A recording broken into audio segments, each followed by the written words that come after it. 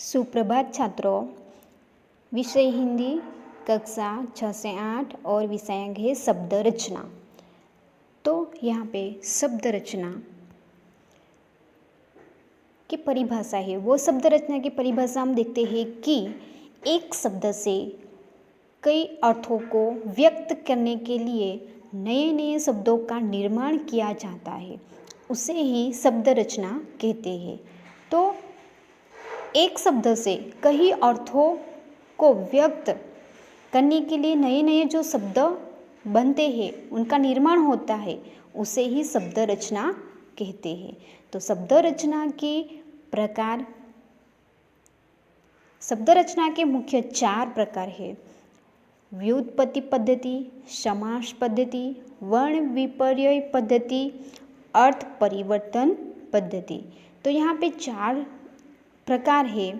तो उनमें पहला जो है व्युत्पत्ति पद्धति। तो व्युत्पत्ति पद्धति हिंदी में मूल शब्दों में उपसर्ग और प्रत्यय लगाकर नए शब्द बनाए जाते हैं। उपसर्ग और प्रत्यय लगाकर जो नया शब्द बनता है, उसे शब्द रचना के इस प्रकार को व्युत्पत्ति पद्धति कहते हैं। तो यहाँ पे हमें उपसर्ग और जो प्रत्यय है वो याद रखना है, और उनको जो लगाकर जो नया शब्द बनता है, उसे शब्द रचना की व्युत्पत्ति पद्धति कहते हैं।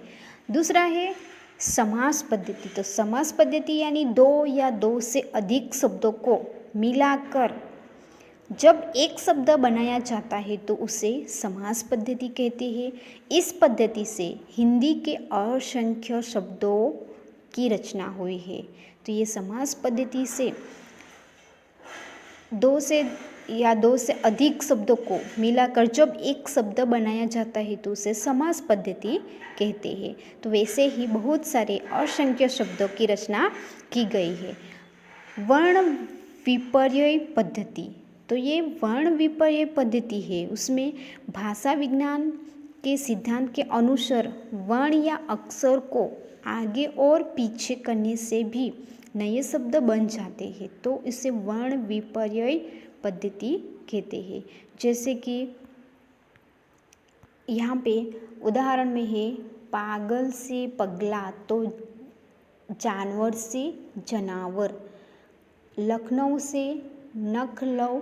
तो यहाँ पे ये जो शब्द है, ये शब्द वर्ण विपर्यय पद्धति में आगे और पीछे करने से भी कुछ नया शब्द ही बन जाता है, तो उसे वर्ण विपर्यय पद्धति का शब्द कहते हैं। अर्थ परिवर्तन पद्धति। चौथा है अर्थ परिवर्तन पद्धति।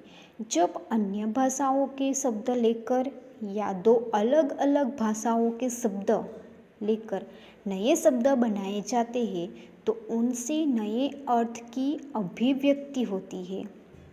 नया अर्थ होता है, उनका अभिव्यक्त किया जाता है, उसे अर्थ परिवर्तन पद्धति कहते हैं।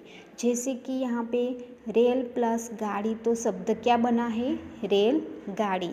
तो अलग अलग भाषाओं के शब्द लेकर नए शब्द बनाए जाते हैं, तो और उनकी जो अभिव्यक्ति की जाती है, तो उसमें अर्थ परिवर्तन पद्धति उसमें हो जाती है। जैसे हमने यहाँ पे देखा कि रेल प्लस गाड़ी, तो शब्द क्या बना? रेल गाड़ी। व्युत्पत्ति पद्धति से शब्द रचना। तो इस पद्धति से शब्द रचना निम्न प्रकार से की जाती है: एक उपसर्ग के द्वारा और दूसरा प्रत्यय द्वारा।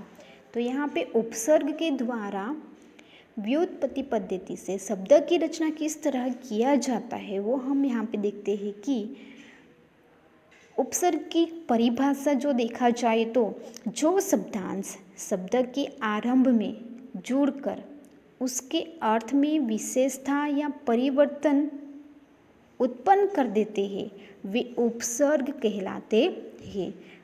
क्रम एक शब्द है, उसके प्रारंभ में अनु, परा, वि, प्र उपसर्ग जोड़ दिया जाए, तो क्रमशः अनुक्रम, परा के पीछे पराक्रम, वि के पीछे विक्रम और प्र उपसर्ग के साथ प्रक्रम शब्द बनते हैं।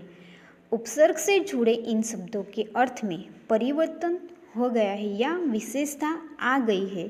तो इसी प्रकार हार शब्द के प्रारंभ में आ, वि, प्र, उप, सम ये उपसर्ग जोड़ने से क्रमशः आ से आहार, वि से विहार, प्र से प्रहार और उप से उपहार और सम से संहार शब्द की रचना की गई है। तो उपसर्ग जोड़कर बने इन सभी शब्दों का अर्थ हार शब्द से भिन्न है। अभी यहाँ पे उपसर्ग के प्रचलित उपसर्ग को भिन्न 4 भागों में भी बांटा जा सकता है। तो संस्कृत के उपसर्ग से हिंदी के उपसर्ग, विदेशी उपसर्ग और उपसर्ग की तरह प्रयुक्त अव्यय, ये जो 4 भागों में उपसर्ग को बांटा गया है। तो यहाँ पे 4 तरह के हमने संस्कृत उपसर्ग, हिंदी उपसर्ग, विदेशी उपसर्ग और उपसर्ग की तरह जो प्रयुक्त अव्यय है उनके बारे में भी हमें अभ्यास करना है। तो यहाँ पे पहला जो है संस्कृत उपसर्ग में देखा जाए तो संस्कृत में मुख्य 22 उपसर्ग है। तो 22 उपसर्ग में उनमें से एकाध को छोड़कर शेष सभी को प्रयोग हिंदी में ही होता है। तो उन्हें सोदाहरण प्रस्तुत किया जा रहा है। तो हम यहाँ पे उदाहरण में देखते हैं कि उपसर्ग, उनके जो अर्थ है और उपसर्ग अर्थ से जो शब्द रूप बनता है, शब्द रूप पे यहाँ पे बनी हुई है वो शब्द की रचना भी हम यहाँ पे देखते हैं।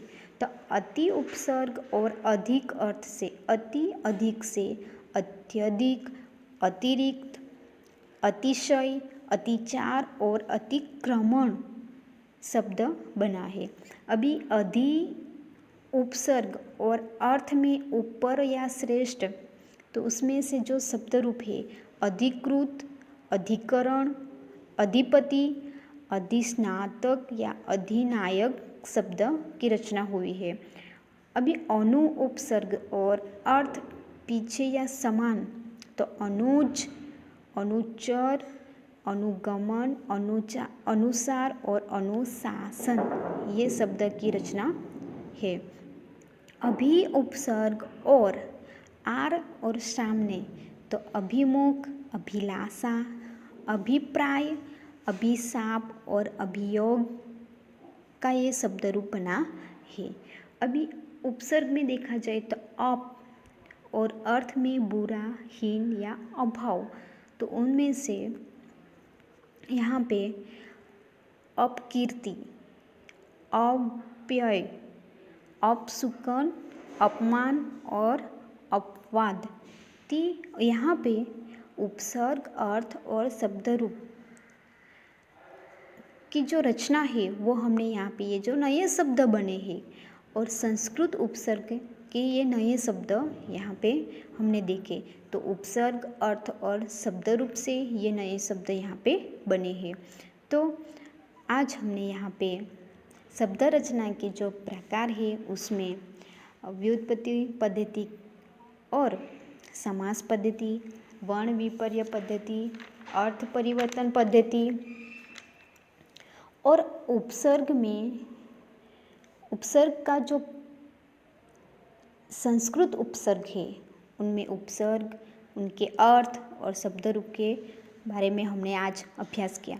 तो यहाँ पे ऐसे ये जो उपसर्ग है उनका अभ्यास भी करना है।